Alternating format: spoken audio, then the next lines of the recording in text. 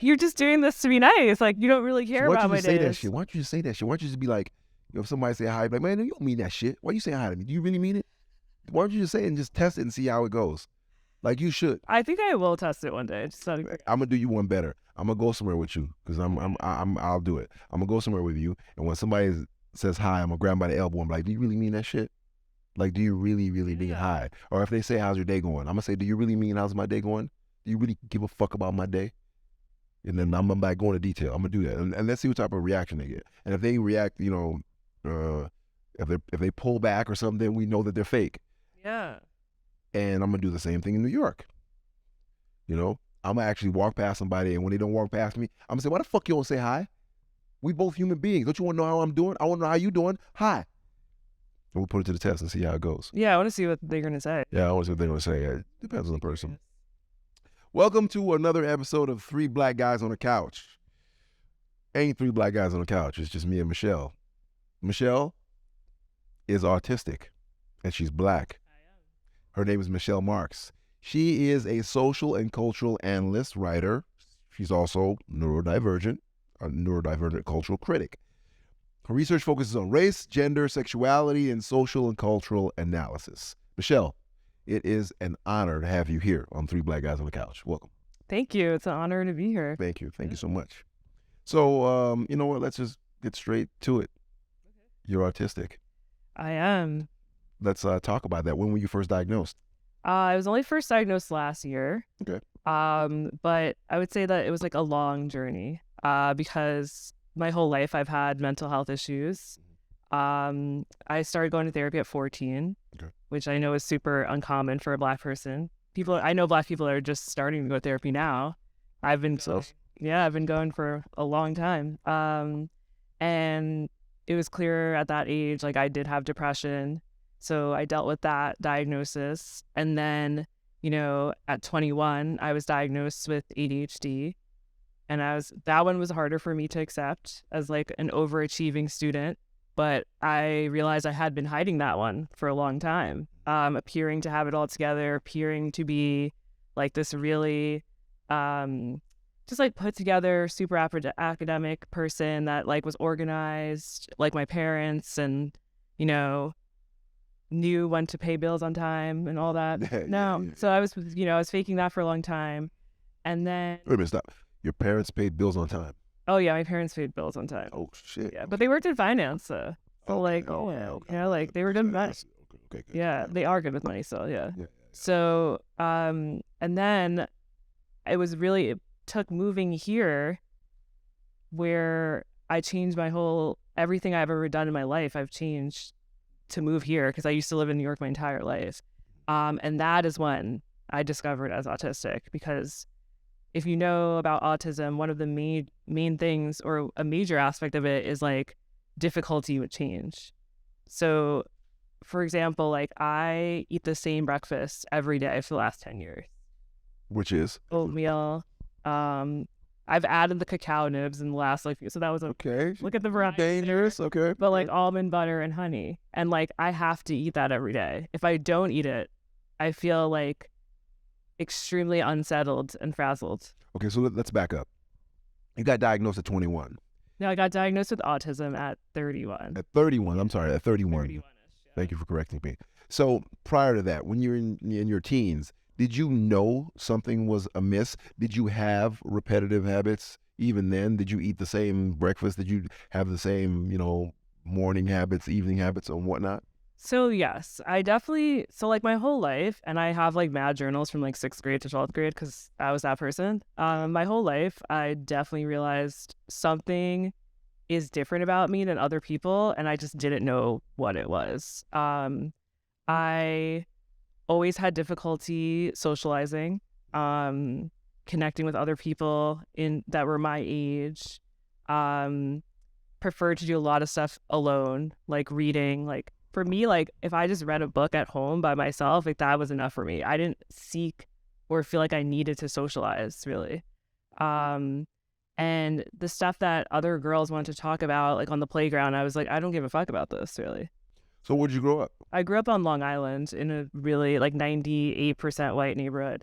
Okay. So that was also part of the challenge too. Like there was a cultural difference, and then also I felt trouble like connecting with other people my age because they didn't think like me. They weren't interested by the same things as me. Okay, so two things I want to touch on with that, because just growing up as a normal teenager period is a difficult thing. Yeah, it's difficult definitely. within itself, Yeah. right?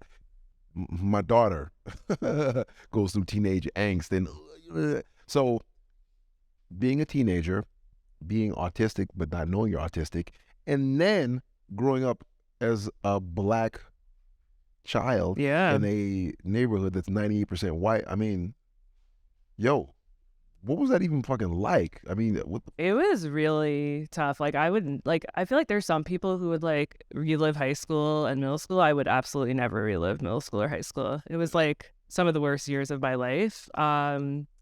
I yeah, and look, growing up as a teenager, it is hard. It is weird. Like there's all these ups and downs, but there was just this pattern for me of like getting some friends and then slowly losing them and then getting some friends again and then slowly losing them. It seemed like I was one of the few people that couldn't like keep friendships long. yeah, And then on top of that, like I felt like I was dealing with really heavy feelings that other kids weren't dealing with. So like I would see other kids at school socializing, having a friend group. Like I remember always being like, oh, I wish I had a group of friends, because I could never maintain a group of friends. I could maybe maintain like one friend here or there, but like the group dynamic, I could never click with a group and stay in the group without being pushed out of one. yeah, And by like 14, I started telling my dad like, hey, like I never feel good. And my dad's like, what do you mean by that? I was like, well, I see other kids and it appears like they're happy and like it seems like they're feeling something that I don't feel daily. Like yeah, I don't feel happiness or like the kind of like excitement for life that they have. yeah. And that's when my dad took me to therapy.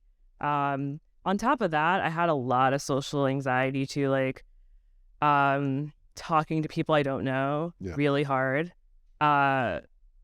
Like this is embarrassing, but now I don't care. But like I had difficulty ordering pizza on the phone. Yeah. Talking to anyone on the phone that I don't know, even if it's like for routine things, I would just like freeze up and like couldn't speak. And my parents are Guyanese, so they're West Indian. And my mom would always be like, just order the pizza. Like, just say this. And I just couldn't do it. Yeah. So that was something too. And I always felt like too much. I was extremely picky eater, which I now know is an autistic trait. I couldn't have my foods touching. Was there like a level of frustration with the people around you, like your family members with you, or were they understanding and patient? No, they were definitely more on the frustration side, I would say. Like my dad, who I highly suspect is autistic as well, he was super understanding always. My mom and like other family members, no. I feel like I was made to feel very difficult. Yeah. Because I couldn't eat a lot of the food that was like Guyanese food, like certain foods I just could not eat.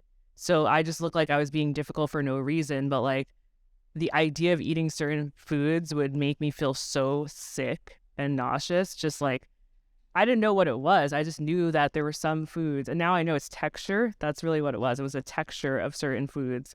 So off-putting to me.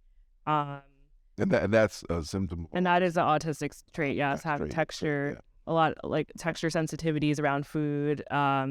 So yeah, I feel like that was really what it was. And there were times where, you know, like Black people like, oh, you can't leave the table until you eat this food. Like I would be at that table for like an hour. That I'm very, my parents, I'm from Jamaica, and I know that well. I'd be at the table falling asleep on the food. Yeah, I couldn't do it. Like, there's no way, you know, like I just could not, like I was just so repulsed by it. I couldn't do it.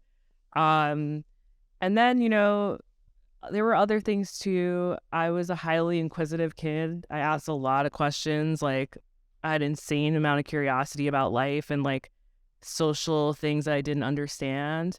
And, you know, in the traditional West Indian way, like you're not supposed to ask questions. Like you're not supposed to. Not at all. So I'd often get, are you writing a book? like make it a mystery. Like that's what I would always hit you with that. And I just never understood, like, why is it a big deal that I want to know things? My dad would entertain it because he, you know, we have a really strong bond. Yeah. And he would explain things to me. And he had a lot of patience for the questions I had. But, like... Was he the one that suggested taking you to therapy? Yeah, he was. He was the only one. So you suspect probably, obviously, he's generations ahead of you. So what his parents couldn't do for him, he did for you. Yeah, I would say that he definitely has done that for me, yeah, because he grew up without a dad. Yeah. Like, his dad, like, left him at, like, age 8, his whole family. And I know he was deeply impacted by that, and I think he was like, I'm not going to be that kind of dad. Yeah. So, question here. You said 98%, you know, are white. Did you have any black friends at all? Were there any black kids in the area, in the school, the neighborhood? So there were a very small amount of black kids. Like, in elementary school, it was like me, my brother, and like one other kid. So that was elementary. By middle school, there was like, let's say 3 other kids or something. I would say high school, it was feeling like 20 kids out of 1,000. So like nothing. And so those 20, like, you know, I went to Michigan State, and Michigan State had, man, I don't know, shit, like 45, 50,000 students. Most of them was all white, and there was maybe, you know, a couple thousand black kids. So obviously all the black kids grouped together. They had the black caucus, black party, everything was black. So you gravitated towards all that. Was it the same in your school? Like, did the 20 black kids group up together, or did they try to, for lack of a better word, assimilate or fit in and, you know, go to other factions that weren't, you know? So they definitely did group up together. I think I was at a bit of a disadvantage because I feel like, so there were several middle schools that fed into one high school. Yeah. So I feel like the black kids were more populated at the other high school, at the other middle school. So by the time they came into high school, they like knew each other already. Like, but even if they didn't know each other, and this is also looking back how I know is autistic, because I would pick, like, one thing about autism is a lot of pattern recognition, and like I'm like more of an observer than like a participator. Like, I like observing people interacting, but like I don't feel like the strong pull to go into the interaction with people and socialize at times, especially if I don't know them. But I'm fascinated by like how people act and behave. Probably because I don't fucking know why they're doing that. Yeah, I really don't. So I was like, oh, I need to study to see. So one thing I thought was so crazy as a kid, I was like, yo, like, even though these black people, some of them didn't know each other, but like it's like they just like clicked just immediately just from being black, and I didn't experience that. Like, they saw me and they were like, oh, she's not black. So that was really painful for me growing up, because I was like, okay, like, they are authentic black people. I'm like not a real black person. I had to like wrestle with that for a long time on top of my social differences and communication differences already. Yeah, that's, I mean, Michelle, those there's so many fucking layers and so many things going on. If you're a different black kid, if you're a different alternative black kid, you're gonna catch heat from the cliche street black kids or the black kids. So why do you think they felt that like you weren't black? Because of your autism, and because, you know, you laid back and would observe and you didn't do quote unquote traditional black things?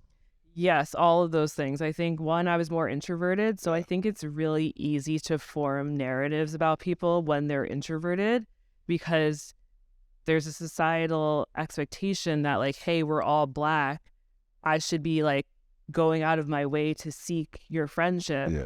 But I was also like a super socially anxious kid, not for no reason. Like, a lot of social interactions went really badly, so like I would get triggered by that and really anxious about it.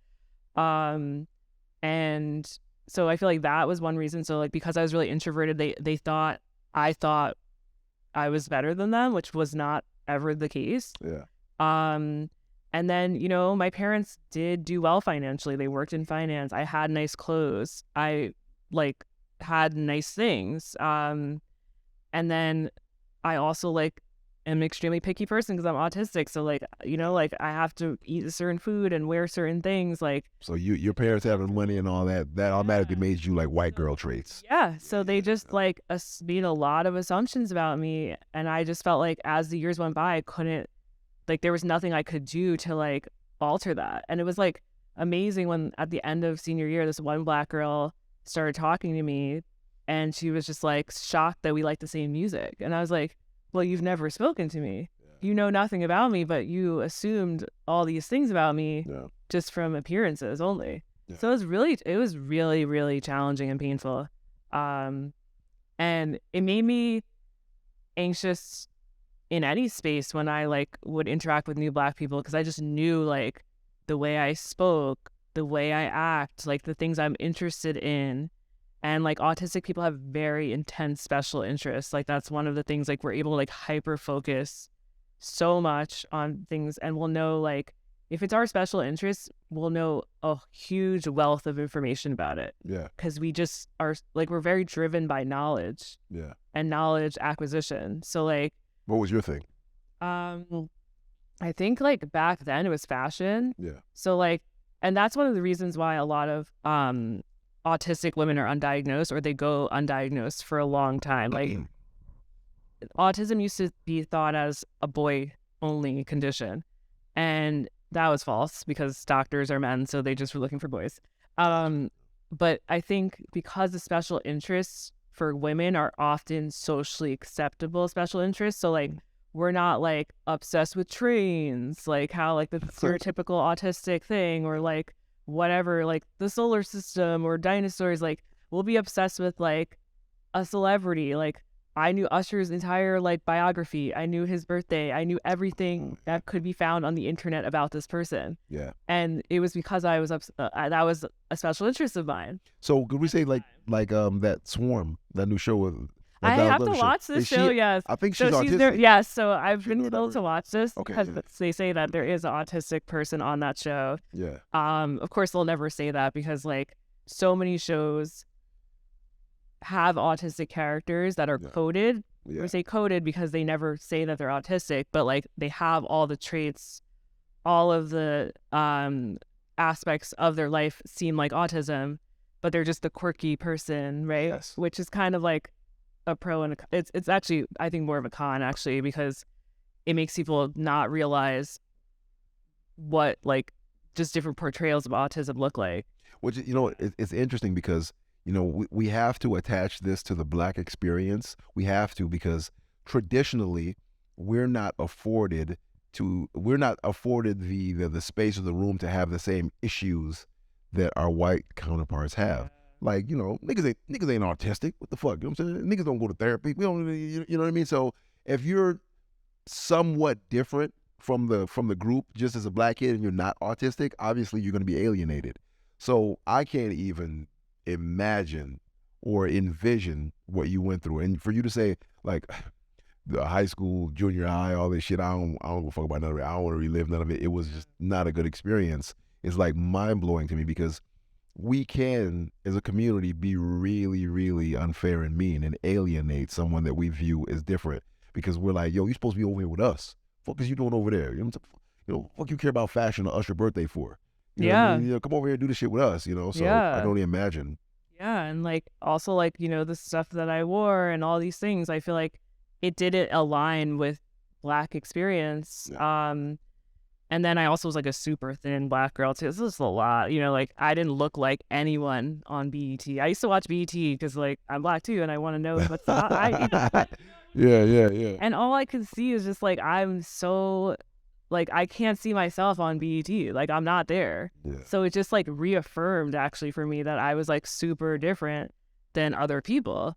And Black people can be real harsh. Yo, we roast people to death, cut people's ass crazy. And I felt that, like, you know, I had Black people being like, asking my friend, like, oh, do you have any Black friends? And they would say me, and they're like, who, Michelle? She's not Black. Well, that's not a Black person. Like, just really harsh shit. Shamefully, I've done that. I've done that. Like, man, I'm for corny. He ain't Black. He play volleyball. Niggas don't play volleyball. You know, we're putting this label on what we do and what we don't do. And, you know, we talked about that off camera. I think that, you know, obviously from the trauma that we dealt with, that's systemic, that's, you know, traveled down hundreds of years down on to 2023, we latch on to the bottom, you know, from the soul food to hip hop being born out of, you know, our cultural struggle to what real niggas at. we're still latching on to the bottom, and we use that as a badge of honor, right? It's like, I'm from the hood, nigga. What the fuck are you talking about? My nigga grew up in Beverly Hills. I grew up, in Chicago or in Detroit, which, listen, for a time, I think it was useful because it was something that we could use to propel us, even though it was a source of energy. Yeah. Fuel, a source of fuel. It did its job, but it's time to let that go, right? And just evolve. And for some reason, we all are having a hard time letting it go. Yeah. Question. So, did you date in school? Did you date in high school? Did you go to the prom? Did you? I didn't date anyone in high school. Yeah. I definitely liked a guy in high school, but that was never gonna happen. I didn't have the cosign. I was not black, and it was a black person, so that was just never gonna happen. And then also there was no interracial dating.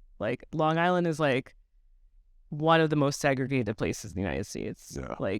I remember there was one or two interracial situations once, and people's dads cut that shit so quick, the white dads. They were just you can't do this. You can't date. I remember there was a girl who was yeah, my dad said I can't date this guy. This is in middle school. Fuck. Yeah. So you knew that I knew that white men or white boys at the school, that was never going to be a thing. I also wasn't attracted to them, but I knew that they would never see me as someone that they could date. Yeah. And then I also didn't have the cosign from the black community, so I was just left in limbo. I was just alien. I was just isolated. So I didn't go to prom either. Yeah. Because I really didn't like the people I went to high school with too. Yeah. So I was why should I have my parents pay money for me to go to this thing with people I hate?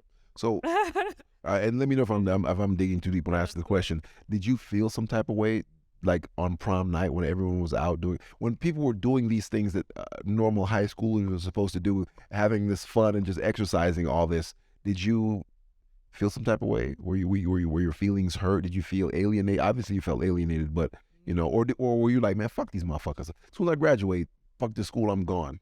So that's a really good question. I would say in middle school, I did feel it. Yeah. And I felt it not organically because I felt it because I knew that you were supposed to socialize. You were supposed to be friends with people. You were supposed to want to go out with your friends after school and do these things. So for so long, I was doing I was what they call masking, which is really common for women. Autistic men mask too, but autistic women mask way higher. Why is that?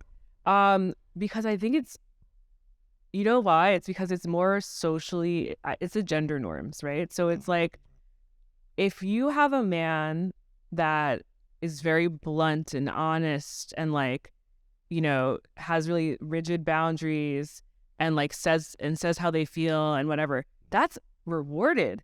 They're oh man, he's a real ass guy, that. And also especially if they're in a business setting, it's oh, this person is they're highly successful, they're powerful. It's always associated with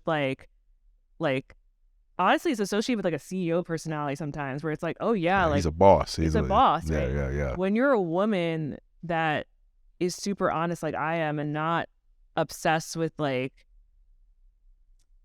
being accepted and being liked by other people, I'm not driven by that. But when you are that kind of woman and you say things honestly and you're not afraid to talk about things that women are supposed to not talk about, it's not received well. You're considered a bitch. Yeah, you're considered either cold, a bitch, too direct, not submissive or passive enough, right? It's always viewed negatively. Yeah. So there's an incentive for women who are autistic to mask, because you already learn, if you want to have friends, which society, I feel teaches women that friendships and being liked and accepted is top tier, right? Yeah.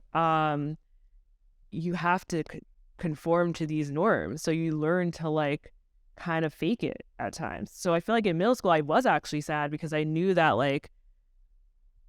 that was the role I was supposed to play, and I was doing badly at it. And I was oh damn, this is a bad thing that people don't like me, or if I said something very honest to a friend and they were no longer friends with me, I was like, okay, I fucked up another friendship. Here we go. Like, yeah. But then it got to the point for me, I feel like at the end of middle school where I was like, okay, this is just too hard and I can't keep up with like the hierarchy of girls in high school. So I stopped caring as much. So then like in high school, I started mostly focusing on like how I'm going to get out of Long Island. I was like, I need to get into NYU. Yeah. So I was like, in high school, I was like laser focused. And on top of that, so I was like every AP class, I was like overachieving. You're just killing it, yeah. But I also had ADHD undiagnosed. So I would go to school relatively like not absorb anything because I had audio processing differences. So like when I listen to things and like people teach me through audio, it does not absorb for me at all. Like it's really hard for me. But reading, and this is what they call hyperlexic because I was able to read before kindergarten. So one thing about autism is like there's a lot of, they call it a spiky profile. Yeah. Like you'll be really fire at certain areas, but then like I can't cook food.